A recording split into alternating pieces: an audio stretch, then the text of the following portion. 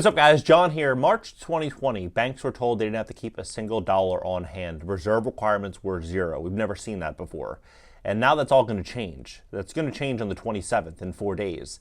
And now what we're seeing behind the scenes is $78 billion leaving the entire banking system in a week's time. We're seeing a lot of money leaving banks, and we're seeing banks walk into some really, really big problems. Not just commercial real estate, not just defaults, and not just these issues that are mainstream that everyone's talking about. There's a lot happening behind the scenes that I'm going to get into in this video because I think it's going to change America. I think it's going to change the way in which we live, the way in which we borrow money. I think everything is on the verge of massive change. Please hit the like button. When you hit the like button, YouTube will share this content, educate more people about what's really going on in the economy. And today's video is sponsored by my company, GreatCreditFast.com. That's GreatCreditFast.com.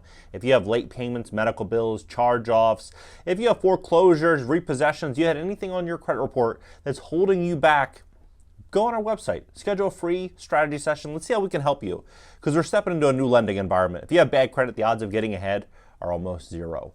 So we'd love to help you at GreatCreditFast.com. Take a look at this.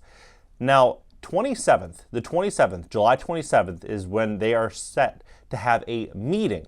And this is going to be the Federal Reserve and the Office of Control of the Currency, which together regulate large depository banks, expected to unveil their proposed changes.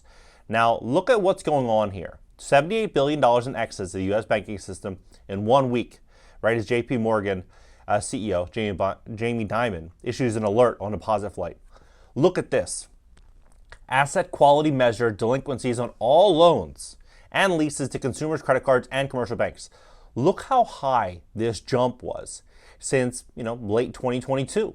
Now, you follow this all the way over, you're exceeding the great financial crisis in 2008, 2009, slightly, right? You're slightly beating this number. Now, when you're looking at credit card delinquencies and you're following this same pattern all the way over, you're getting right into, the 2009, 2010 range. This is a problem. But take a look at this. Now, many people say, John, the mortgage market back then, home loans, they had these ninja loans. They were bad loans. Well, look at this. They're doing now the 1% down payment loans.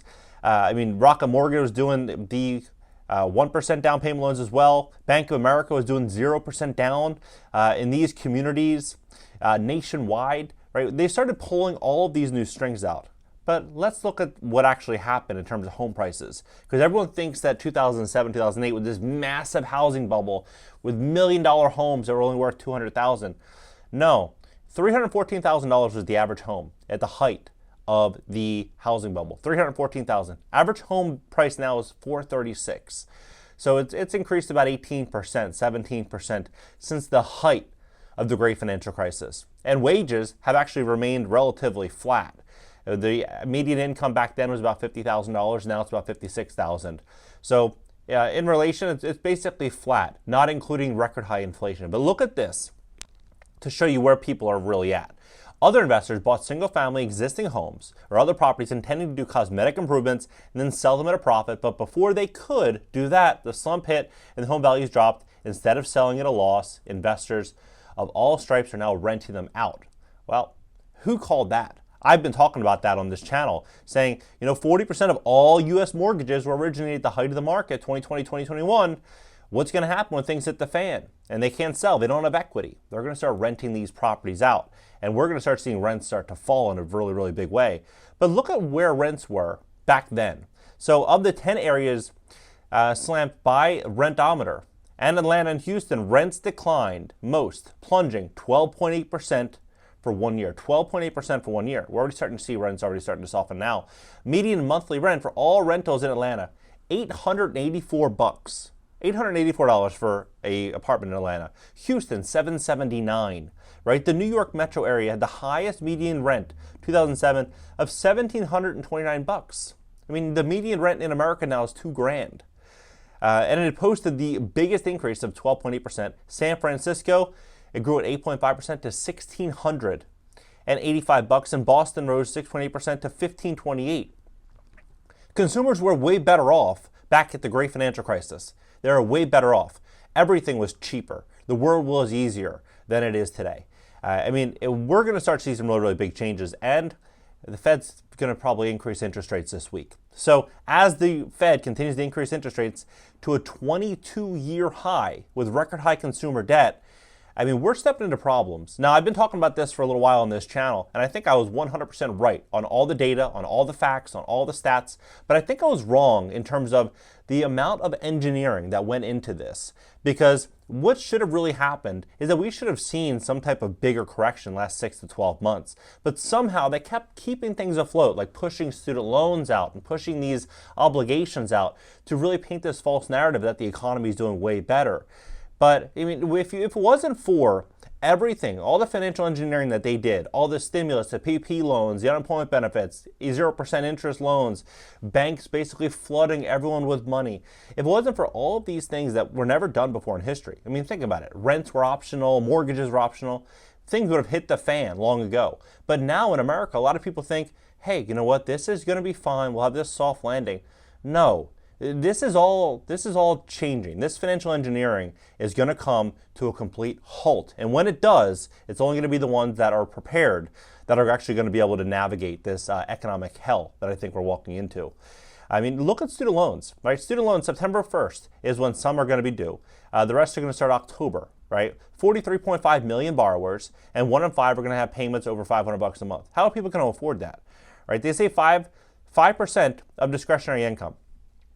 I mean, most people are living paycheck to paycheck. Most people live in paycheck to paycheck. Look at where consumers are right now in 2008. So 2008 mortgage debt was about 8.8 trillion. Now mortgage debt is about 12 trillion, 11.9, 11.8 trillion, right? So mortgage debt is way up. Home equity lines of credit up. Auto loans up. Credit cards up. Student loans up. Nothing has come down. Nothing has come down. So you start to really kind of like look at this, and you're going to see this big issue. This is, I believe, the biggest issue in America that is not getting enough attention. The average interest rate on a credit card in 2008 was 18%. 18%. Now credit cards, they are at all-time highs. Credit card interest rate hit the highest level on record. So 18.1%. 18.1%. Look at this. I mean, this is shocking. On a $10,000 balance, $235 a month, your payments would take 5 years and 9 months to pay off. 5 years and 9 months to pay off.